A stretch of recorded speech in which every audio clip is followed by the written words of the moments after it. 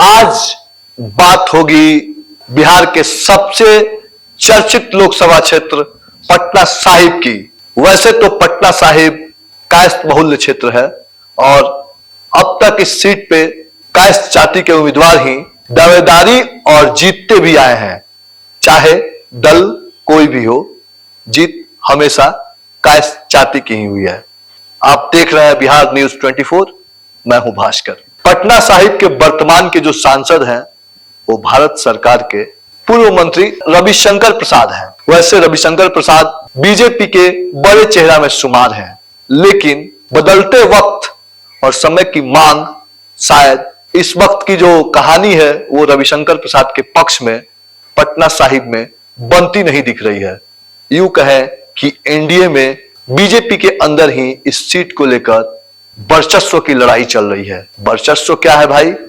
तो बीजेपी के दिग्गज नेता आरके सिन्हा के पुत्र ऋतुराज सिन्हा की दावेदारी इस वक्त पटना साहिब सीट से बनती दिख रही है।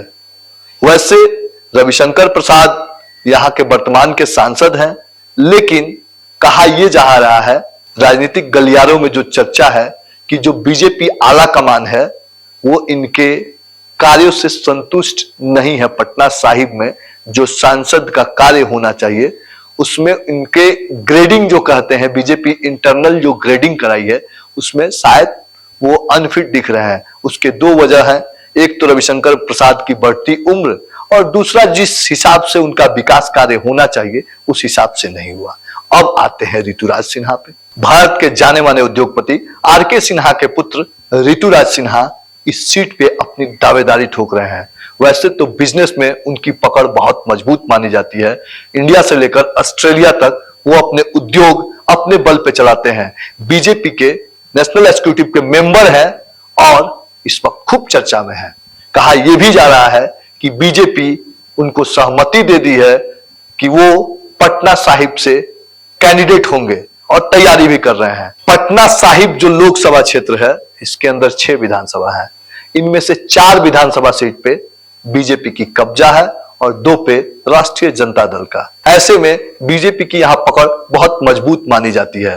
पूर्व में भी यहां से बीजेपी के शत्रुघ्न सिन्हा, रविशंकर प्रसाद, वर्तमान के जो एमपी हैं वो कायस्थ जाति के हैं। लोकसभा के अंतर्गत 6 विधानसभा है, जिनमें से 2 विधानसभा फतुहा और बख्तियारपुर जिसपे आरजेडी का कब्जा है।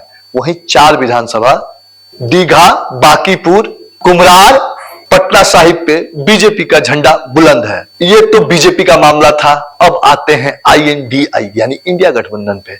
वैसे इस सीट पे कांग्रेस की दावेदारी होती रही है, लेकिन माना यह जा रहा है कि इस वक्त यह सीट राजद भी इस सीट पे दावेदारी ठोक रहा है।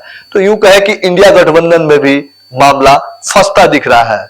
आने वाला वक्त बताएगा कि बीजेपी के तरफ से चेहरा कौन होगा पटना साहिब सीट पे और INDI गठबंधन में किस दल को यह सीट जाएगा। आप अपना सुझाव हमें कमेंट बॉक्स में जरूर दीजिएगा।